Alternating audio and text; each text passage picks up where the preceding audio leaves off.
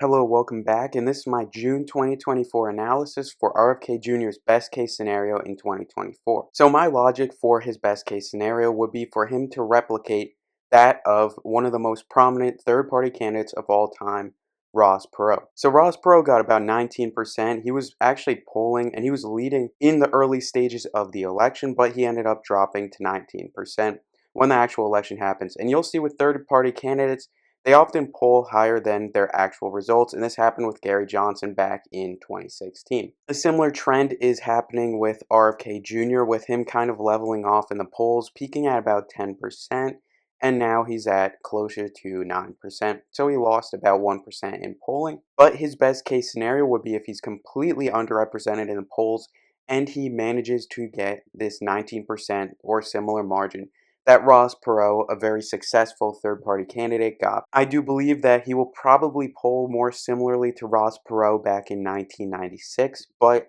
his best case scenario would entail about a 19%, 20% in the popular vote like Ross Perot did in 1992. So what I'm going to do is I'm going to analyze each and every state and see if RFK Jr. earns what Ross Perot earned in each and every state. Will he pick up some of these states, and will he even win this election? So without further ado, let's start with the first state, which is Alabama. So back in 1992, Ross Perot got about 11% in Alabama, and this wouldn't actually change things. Trump is up by 20. So even if he took all 11% from Donald Trump, Trump would still win in the state of Alabama. So Alabama goes to Trump regardless. Next, we head on over to the state of Alaska, where Trump leads by 19, but in polls where RFK Jr. is included, Trump leads by actually an even bigger margin, plus 23. But if RFK Jr. gets similar results to Ross Perot back in 1992, then he will get 28% of the vote. This may change things a little bit, but he'll take some from Trump, he'll take some from Biden, and ultimately Trump will still win the state of Alaska, even though maybe it'll be less large of a margin because Alaska has a trend of supporting third-party candidates, writing campaigns, libertarian candidates, etc. So next we head on over to our first swing state, which is Arizona. And in Arizona, Ross Perot actually got 7.98% back in 1996, but in 1992 he got 24% of the vote. So obviously, since Trump is only up by 5, this could completely change what happens in the state of Arizona. But let's assume he takes from both candidates evenly. Trump and Biden will still be leading. RFK Jr. will not win in the state of Arizona, but it will be pretty close between Trump and Biden, and he'll do pretty decently in it as well. Now we head on over to our next state, which is Arkansas, and Arkansas is going to Trump by about 32. Same goes for California, but it's actually the opposite. Biden will win the state of California pretty easily, no matter how well RFK Jr. does. And what's actually interesting is that Biden, when RFK Jr. is included, he's polling pretty highly. But Biden is not getting 50%, which is interesting. He doesn't get a majority of the support in a heavily Democratic state, which is California. Now we head on over to Colorado, which went to Bob Dole in 1996, yet went to Bill Clinton back in 1992. Yet Ross Perot actually won a county. Actually, he won 2 counties and polled at 23% in Colorado. So if he does the same, then he will take about like 11% from each candidate. Biden will win, but Biden will only win with like 38% of the vote, which isn't a crazy amount. So he will get the state of Colorado, but it will be rather close between the 3 candidates. The state of Connecticut, we all know it's going to Joe Biden. The state of Delaware, again, going to Joe Biden. The District of Columbia goes to Joe Biden. Actually, this is interesting to see how Ross Perot did in the District of Columbia. So you can see here, you have to zoom in a little bit. Ross Perot got only 4% in the District of Columbia, so it won't really change anything. The District of Columbia knows who they like, and they like candidates from the Democratic Party. So they're not going to change their mind in this scenario. The state of Florida, a trend we'll see with the swing states, such as Florida, is that less of them vote third party because they view that the election will be close. And as such, there's no reason for them to vote third party because they don't see third party candidates of having a chance of winning. Same goes for Georgia. So we can see Georgia also goes to Trump. The same with Hawaii, but it goes to Biden. So we gotta essentially find these states that have a spirit of voting for maybe independent or third party candidates. So we see in Maine, they have independent Angus King.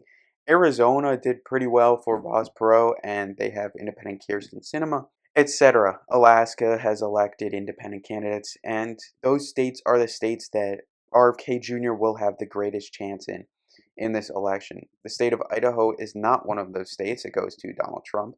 The state of Illinois, it only is polling for Biden by about 10 points. We'll see how it did back in 1992.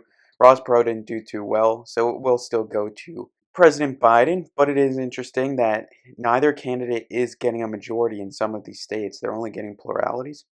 State of Indiana, it goes to Trump, home of former Vice President Mike Pence, actually. Ross Perot did do pretty well, but he didn't do well enough for it to not go to George Bush back in that election.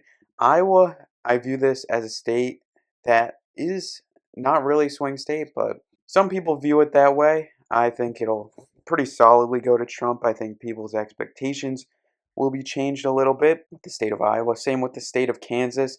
Not many people think that's a swing state, and it isn't. But it actually, it's closer to voting for the Democratic Party than some people would expect. Like here, Ross Perot actually did very well in Kansas. He scored 27% of the vote. So we'll see here. This might be one of the first states that he actually does pretty decently in. So 27%, let's say he takes 14% from both. Trump is down to 36. Biden is down to 23. So Ross Perot gets second place, but he does not win in the state of Kansas. Maybe it'll be like that if RFK Jr. does as well as Ross Perot did. So now we're getting on to Kentucky, which Donald Trump wins. The state of Louisiana, Donald Trump wins. The state of Maine. So this is the most interesting state in this scenario. That's what I view. And this is because Ross Perot actually placed second in the state of Maine. He was down by 8 points. But as we see here, we go to the state of Maine. So it is about 38 to 32. Take that with a grain of salt. We'll go with this one. We'll go with this poll back in 2022 because this is closest to 100%. Because this one is factoring in undecided voters, etc. So this is 51 to 40. So let's say RFK Jr. polls 30%. So let's look at this poll. Take this with a grain of salt since actually there are undecided voters, etc. Because this doesn't add up to nearly 100%.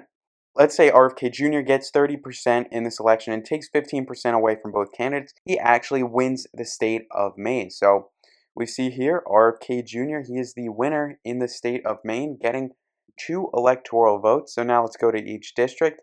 He would also win Maine's 1st district, and he would win Maine's 2nd. So he would win these 4 electoral votes. So it will be 100 to 118 to 4. And let's keep watching because this might actually affect the election as a whole. I previously made a video on RFK Jr. how he can actually win.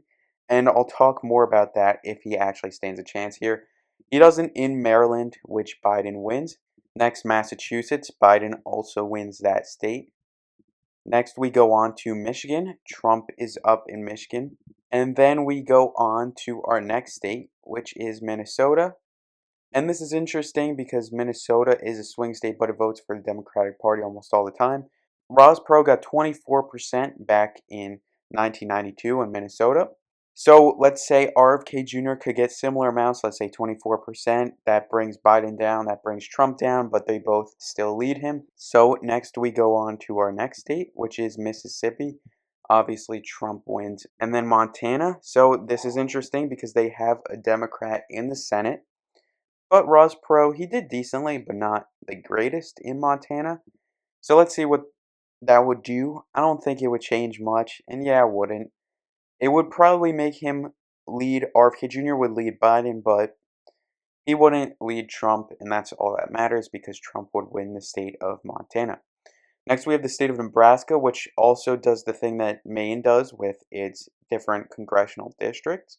So you can see Ross Perot got 24% back in Nebraska at large, but let's see how he did in each individual district in Nebraska. So he got 24%, 26%. That's not enough to change the tides of this election. So we'll give Trump Nebraska's 1st, 3rd at large, and we'll give Biden Nebraska second because that is what usually happens. So next we go to the state of Nevada. So the state of Nevada is going to Trump by about 5. So that goes in, I would say it goes in the lean column.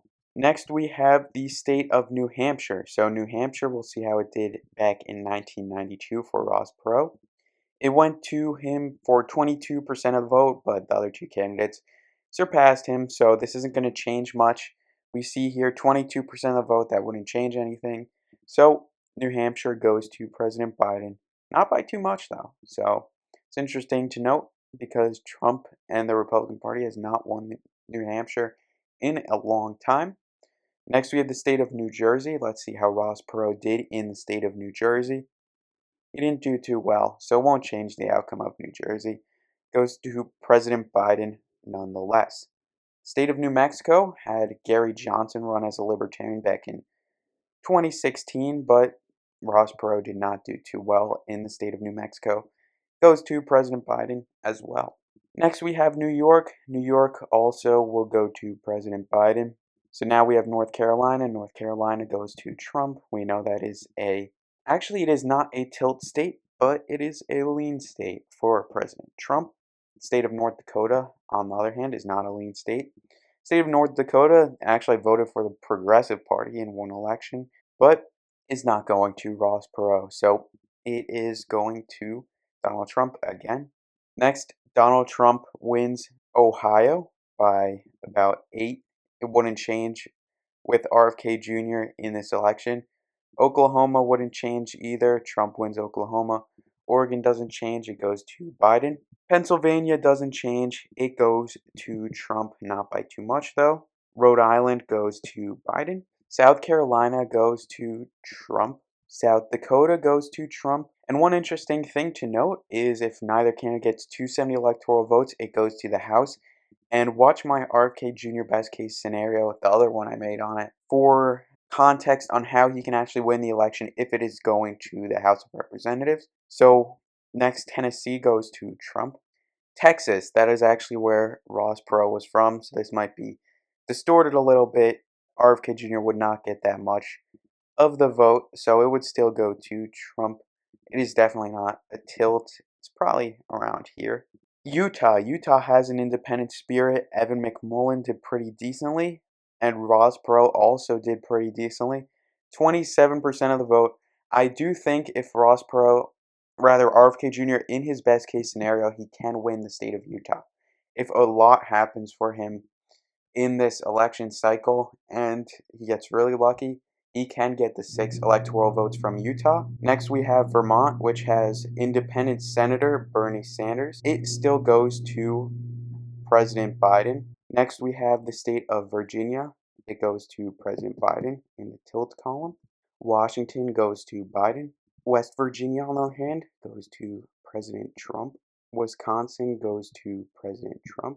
And Wyoming goes to Trump. So Trump gets over 270 electoral votes, meaning even if RFK Jr. does his best and gets 10 electoral votes, Trump still wins this election. So RFK Jr. really doesn't stand much of a shot at this election, if I'm going to be honest.